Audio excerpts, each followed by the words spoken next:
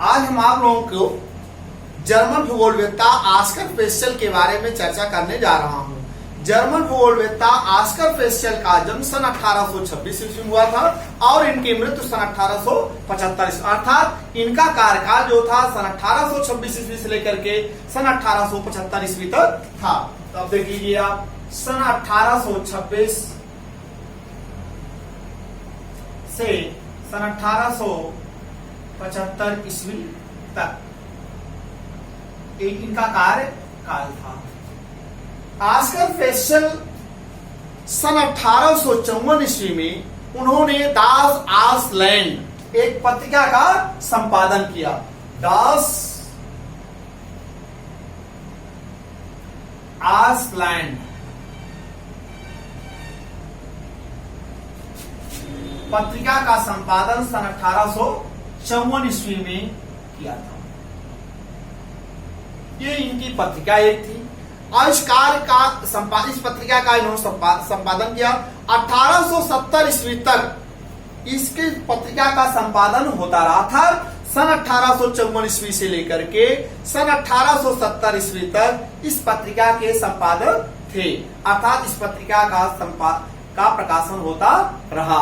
अब इनकी मुख्य रचनाएं जो हैं उस पर हम चर्चा करने जा रहे हैं। इनकी पहली रचना है एज ऑफ डिस्कवरी, खोज की आयु। पहली रचना क्या है? रचनाएं इनकी है, देखिए रचनाएं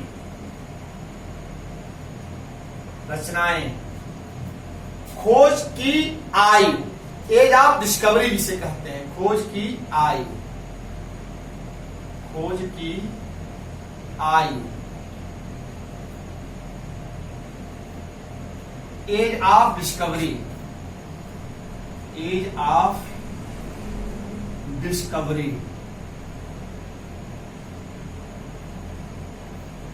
एज ऑफ डिस्कवरी, यह इनकी रचना। दूसरी रचना क्या है? भूगोल का इतिहास, हिस्ट्री ऑफ ज्योग्राफी। दूसरी रचना है इनकी भूगोल और इतिहास,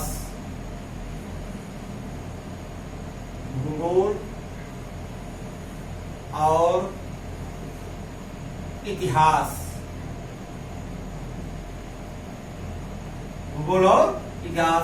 अब आप देखिए भूगोल और इतिहास है history of geography, history of geography, history of geography,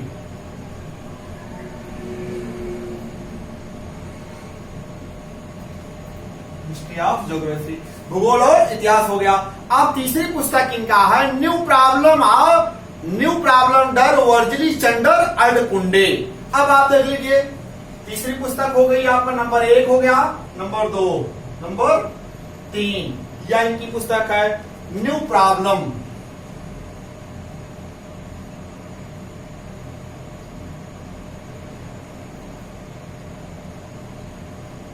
new problem डर वर्जली चंडर, डर वर्जली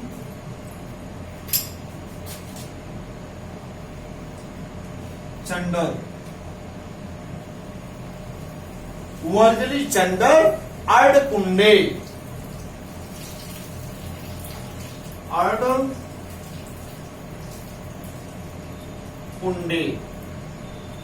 ये न्यू प्रॉब्लम डर वर्जली चंडर अडकुंडे, ये इनकी तीसरी पुस्तक हो गई। तीसरी पुस्तक है races of man and its geographic distribution, जिसे हम वाल्कर कुंडे के नाम से जानते हैं। अब आपको चौथी पुस्तक के कारण हम लिख रहे हैं ऊपर, आप देखिएगा इनकी चौथी पुस्तक है, चौथी पुस्तक है races of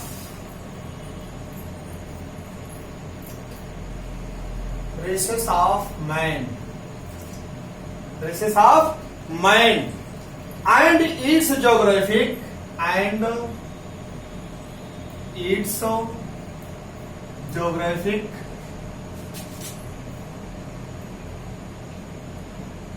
and its geographic distribution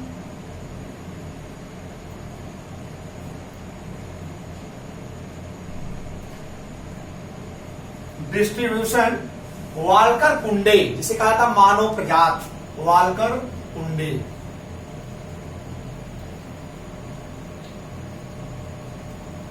Walker कुंडे, ये पुस्तक हो गई।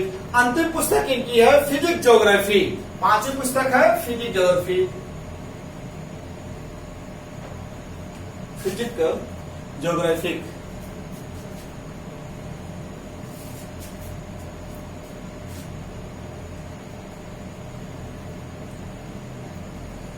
Physics geographic,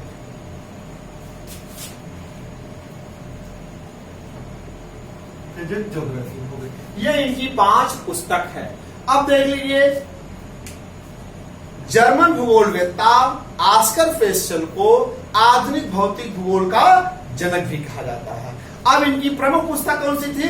physics geography. इसी पुस्तक में इन्होंने पृथ्वी के भू आकृतियों का वर्णन किया है और इसी कारण इन्हें जो है भौतिक भूगोल का जनक कहा जाता है।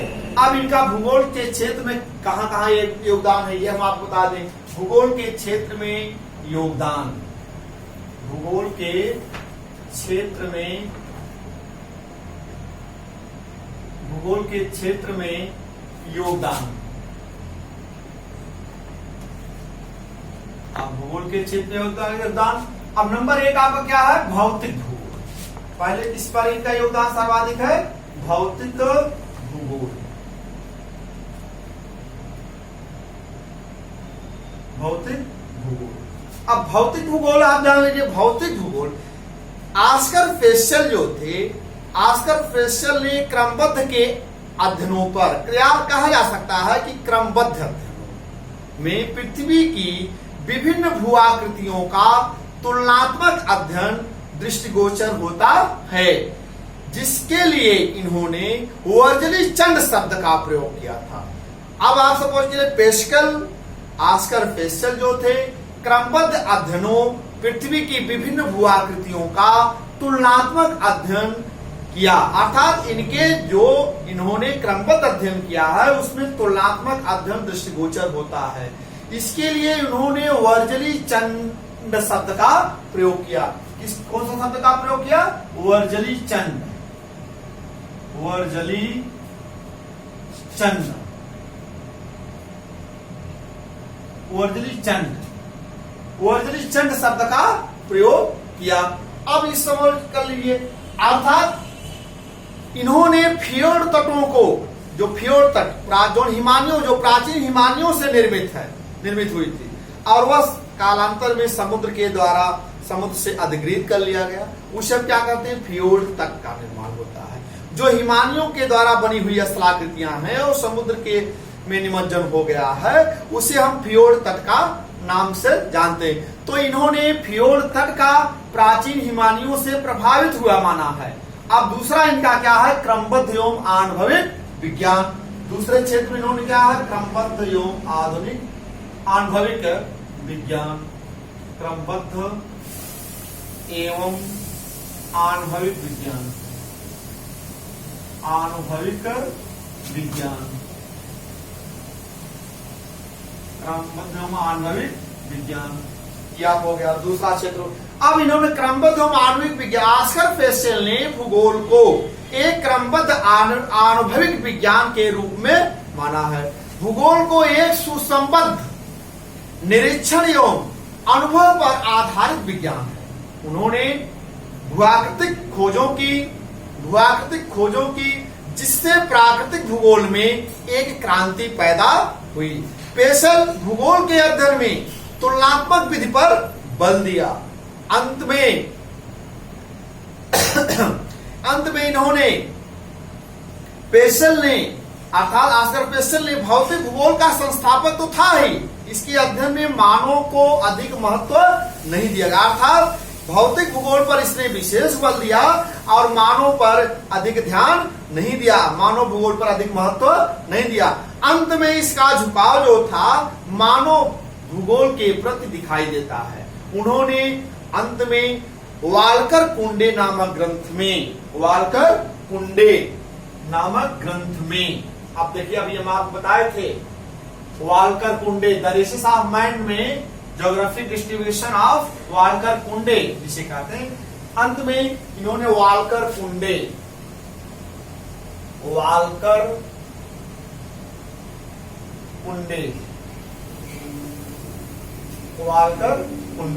अब देख लीजिए, वाल्कर कुंडे नामक ग्रंथ में मानव प्रजाति का वर्णन किया तथा उनके वैज्ञानिक एवं भौतिक लक्षणों के आधार पर उन्होंने इस दृश्य से मानव के मस्तिष्क, लंबाई, त्वचा, रंग, बाल आदि का वर्णन किया।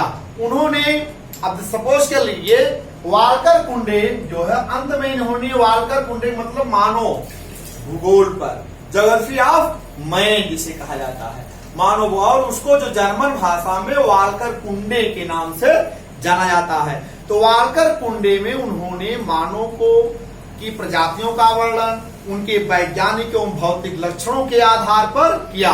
उन्होंने इस दृश्य से मानव के मस्तिष्क में लंबाई, त्वचा, रंग, बाल आदि पर विशेष बल दिया। और उन्होंने फिजिक अड़कुंडे में फिजिक अड़कुंडे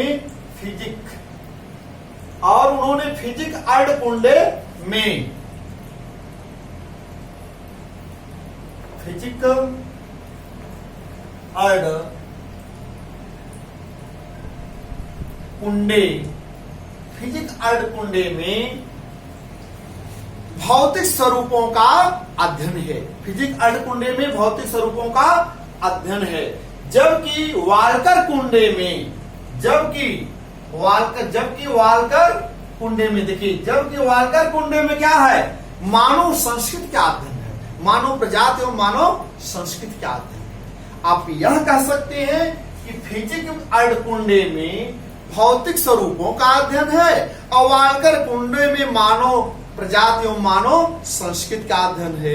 इससे स्पष्ट होता है कि ऑस्कर फेस्चर जो है उन्होंने भूगोल में द्वैतता का प्रतिपादन किया, डुअलिज्म जिसे कहते हैं, द्वैतवाद जिसे कहते हैं, जिसे द्वैतता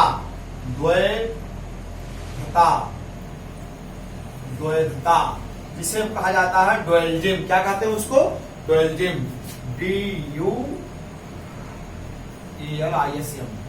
डुअलिज्म, जिसे हम द्वैतवाद कहते हैं। अंत में ऑस्कर फेस्चर जो था द्वैतवाद का प्रतिपादन किया, अर्थात भूगोल में अंत में इसने फिजिक अड़कुंडे और वाल्कर कुंडे पर दोनों पर महत्व दिया, दोनों का अध्ययन किया। इससे यह स्पष्ट होता है कि उन्होंने भूगोल में द्वैतता का प्रतिपादन कर दिया। तो भूगोल में द्वैतता का प्रतिपादन करने का श्रेय भी जो है किसको है, ऑस्कर फेस्चर वाल्कर कुंडे को है। ऑस्कर फेस्चर वाल्कर कुंडे में और फिजिक अड़कुंडे में मिलता है।